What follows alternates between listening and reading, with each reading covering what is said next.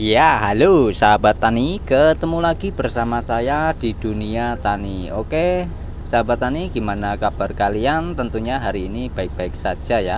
Oke, di kesempatan video kali ini saya akan kasih tunjuk yaitu tanaman yang ada di perkarangan belakang rumah. Ada sawi yang terkena serangan hama ya, dan juga tanaman daun bawang ya.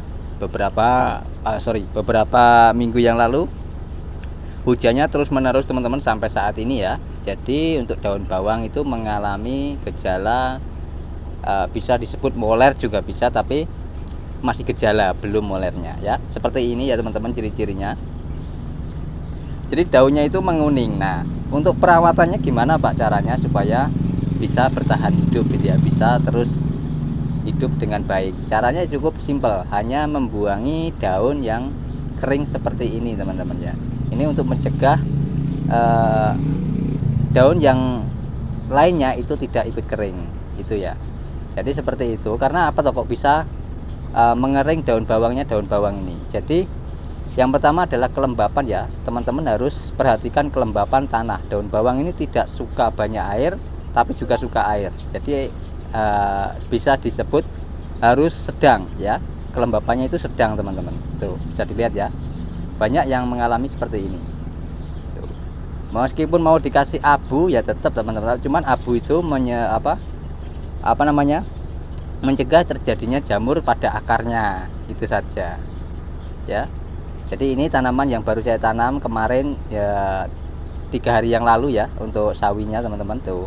Dan saya tumbang sari ya, ini sudah tua, untuk bayam cabutnya sudah tua. Nanti akan saya ambil bijinya, lalu bawahnya itu sudah saya tanami sawi seperti itu. Jadi nanti kalau kita potong untuk ini ya,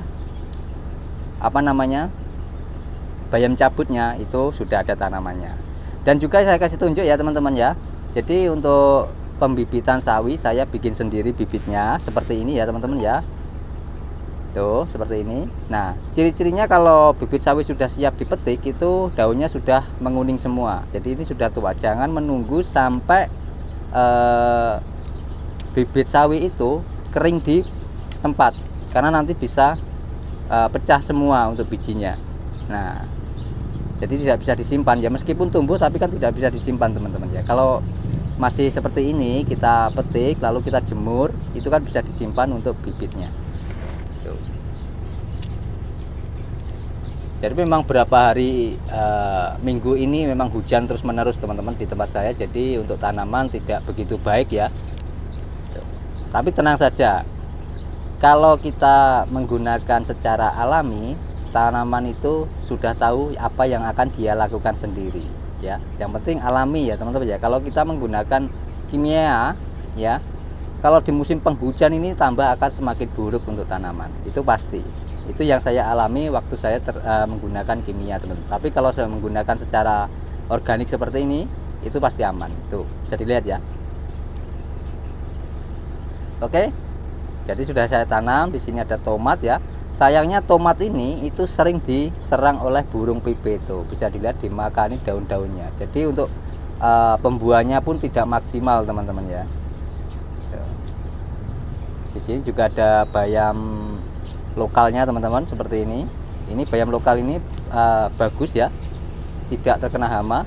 Apapun yang lokal ya, tanaman lokal dari Indonesia itu bagus semua sebenarnya teman-teman ya. Cuman untuk besar kecilnya, nah itu yang dibedakan. Kalau untuk masalah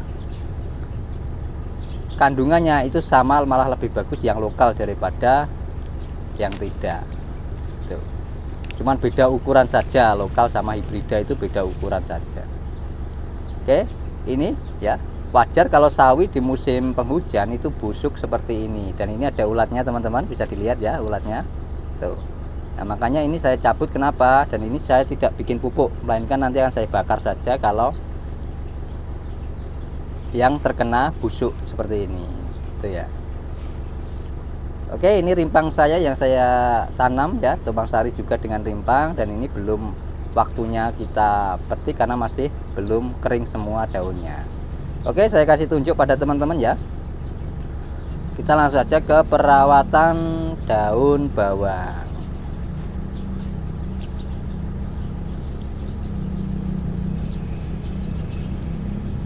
Ini nanti juga saya tanam sawi juga yang sudah saya cabut tadi. Nah seperti ini teman-teman ya. Ini sawinya yang baru berumur kurang lebih 2 minggu kurang ya, belum ada 2 minggu sudah pertumbuhan bagus. Ini bibit yang saya kembangkan sendiri teman-teman, dan dimakan hama nanti malam pasti akan saya cari nih hamanya, karena biasanya hama itu makannya malam. Oke, di video kemarin ya saya minta maaf karena apa, videonya tidak sampai selesai teman-teman ya, karena ada gangguan sedikit ya, tapi nggak masalah. Tapi itu sudah bisa membuka wawasan teman-teman maupun sahabat tani tentang pestisida organik ataupun pengendali hama ya, fungisida secara alami seperti itu. Jadi cukup simpel, sederhana, tapi hasilnya sangat luar biasa. Itu yang saya lakukan di lahan 10 kali 5 meter seperti itu teman-teman ya, untuk pengendalian hamanya. Tidak pernah menggunakan kimia juga. Memang kalau dilihat secara sekilas tidak masuk akal, tapi memang itu yang kenyataannya teman-teman ya. Jadi apa ya masalah yang ada di lahan kita, sebenarnya obatnya tidak jauh dari lahan kita, itu saja. Intinya itu saja teman-teman ya, dipermudah saja untuk berkebun itu, jangan dipersulit, itu saja. Kalau teman-teman tidak membuktikan pasti akan tidak tahu, tapi kalau teman-teman membuktikan sendiri pasti tahu ya.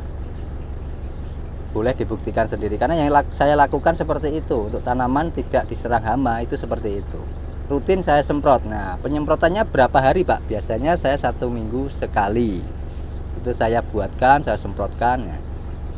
Jadi intinya bahan-bahan seperti yang di video kemarin teman-teman saya sebutkan itu ya, itu ada di sekitar teman-teman sendiri. Jadi setiap daerah itu juga beda ya, jangan daun-daun itu saja. Setiap daerah itu beda, karena hamanya juga beda juga teman-teman ya. Meskipun sama namanya tapi beda, bisa kekebalan tubuh hewannya atau hamanya itu beda seperti itu. Makanya carilah tanaman yang tidak dimakan oleh hama, itu yang obat yang terbaik untuk tanaman kita sendiri teman-teman.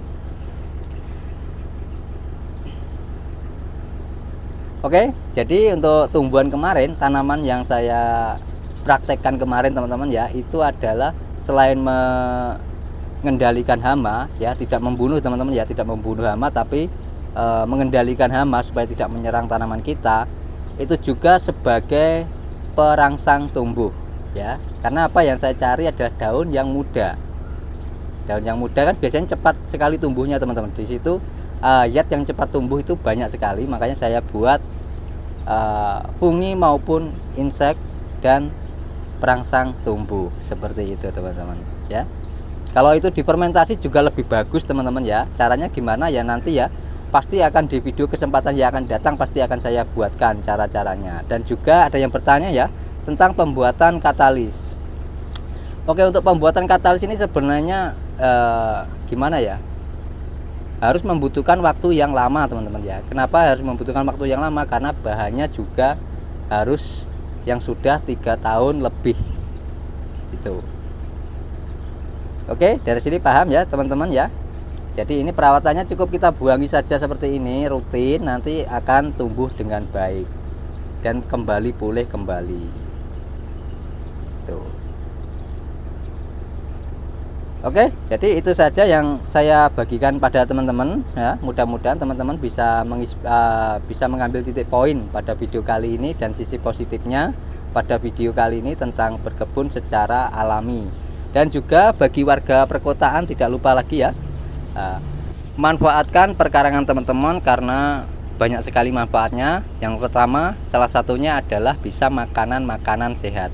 Kalau teman-teman mengandalkan dari pasar itu belum tentu sehat, karena petani-petani saat ini itu sudah ketergantungan pada pupuk kimia maupun obat kimia.